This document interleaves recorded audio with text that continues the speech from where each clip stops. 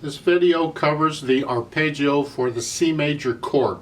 C major, it's a one chord and the key is C major. C major has no sharps or flats. It uses only the white keys on the piano.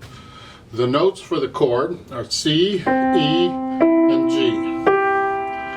Now for this exercise, I use the extended position, which means we're playing the octave here. I'm going to come up here. And then the index and middle finger play the other chords. We're playing the four notes. And the left hand, it's here and here. But I'm using fourth finger on the E, not third. Some people use third. I don't teach that up fourth finger. So we're using, that's the fingering and the notes. The video is divided up into three areas: beginner, intermediate, and advanced. If you don't know it, you're a beginner, then just do the beginner part and leave it at that. Don't be going, it's like doing math and you're learning to add and subtract and you say, no, just teach me calculus. I don't have time for this. That's what people, when they just go to the advanced and teach me that. No, please. Stick with the level you're at. It'll be a lot more enjoyable. So for the beginner, we're going to do what it's called a tremolo exercise. A tremolo is when you're alternating two notes back and forth. It's like a trill is next to each other. Well, tremolo is when the notes are further than that, it's a tremolo. So we're in this position here, and you can do it one hand at a time or both hands together. And you're going to do it one note per beat. You're going to accent, and you're going to drop the wrist on it. Play with a loose wrist. You can exaggerate this at first if you need to. I had to in college. Just don't hurt yourself. Don't. Metronome needs to be set really, really super slow, like maybe down at 50 or less. Just really slow. Speed is a killer on this. We don't want speed. So we're here, this position, and it's one beat, one note each time. This drills it into our muscle memory, the feeling of where these notes are in relation to each other.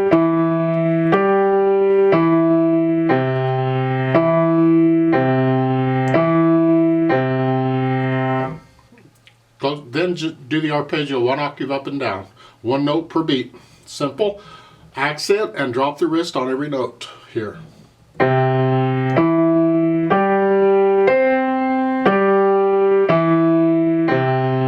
So, you may not play it that way in pieces, music pieces, but for this exercise, that's what I do. For the intermediate level, you do everything in the beginner part, the tremolo exercise, the whole bit.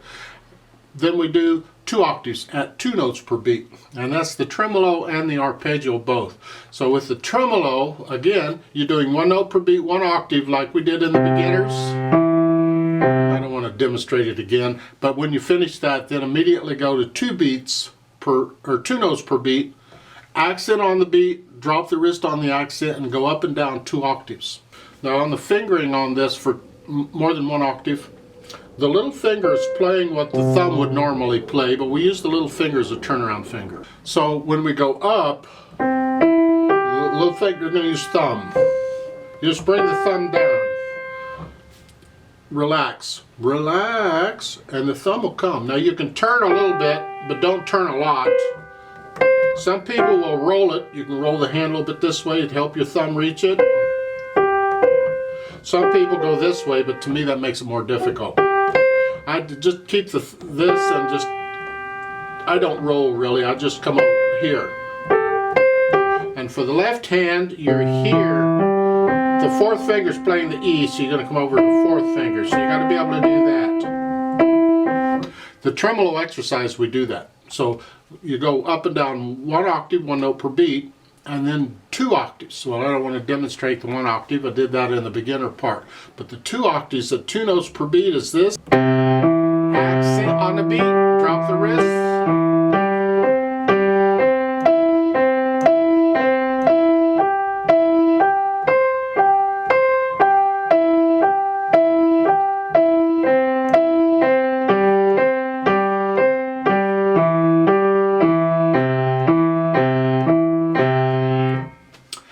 Once you've done that, then go ahead and do the arpeggio. You do it up and down one octave at one note per beat. and then 2 octaves at 2 notes per beat, like so. Accent on the beat and drop the wrist on the accent.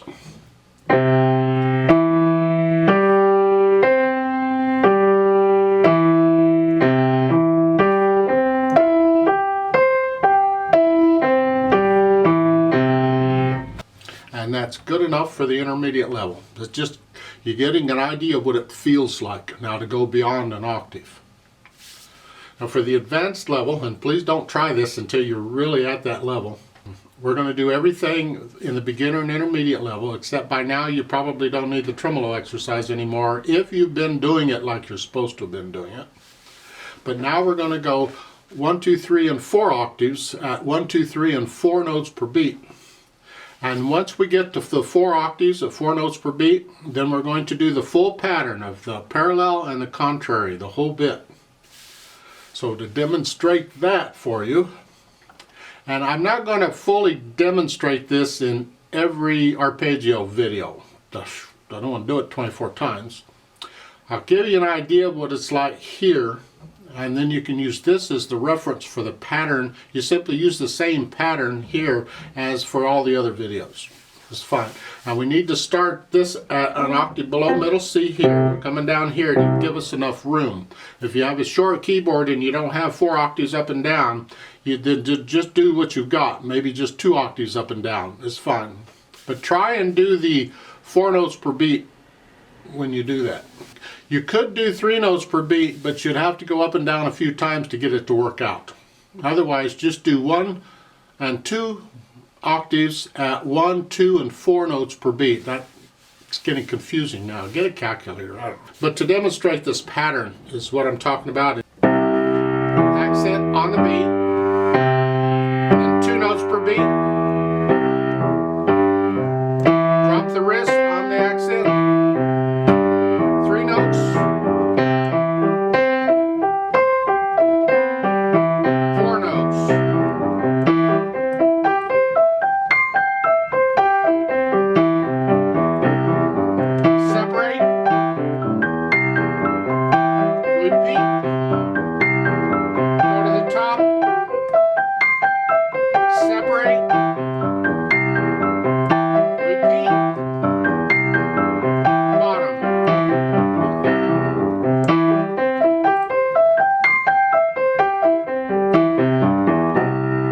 Something like that. Just keep it slow, down about metronome around 50. I have mine set at 60 because I've been doing this forever, and I've gradually built it up over the years. I've never taken this faster than around 80 or so. This is not a kind of exercise we do quickly. This is an exercise we do very slowly and very deliberately to drill this into our muscle memory of what this feels like. Eventually you want to get to where you can do these arpeggios without even looking at the keyboard, because you can just feel these distances that you got to go eventually. Then once you've done that, then do the inversions, and it's the same pattern, 1, 2, 3, and 4 octaves at the whole bit, and the fingering is going to stay the same. There are other fingerings for this, like here you have root position here, and first inversion is just here. Well, this is a fingering that can be used, but I cover this fingering in another video, a different video.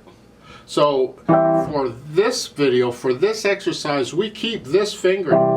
So that means for the first inversion, we're going to start on 4th finger and index finger, and we got to come down here, of course. And we're starting here. And when you turn, use the same finger. Don't get lazy and use. I know in music, when you turn around like that and you're doing it, you just use whatever finger's most convenient. But for this exercise, use the same finger in here. Here, 4th finger. And 2nd finger here. So you start out here, and it's the same 1, 2, 3, and 4 octaves, the whole 9 yards. Let's skip ahead a little bit. Let's just go with the 4 octaves. Here is just.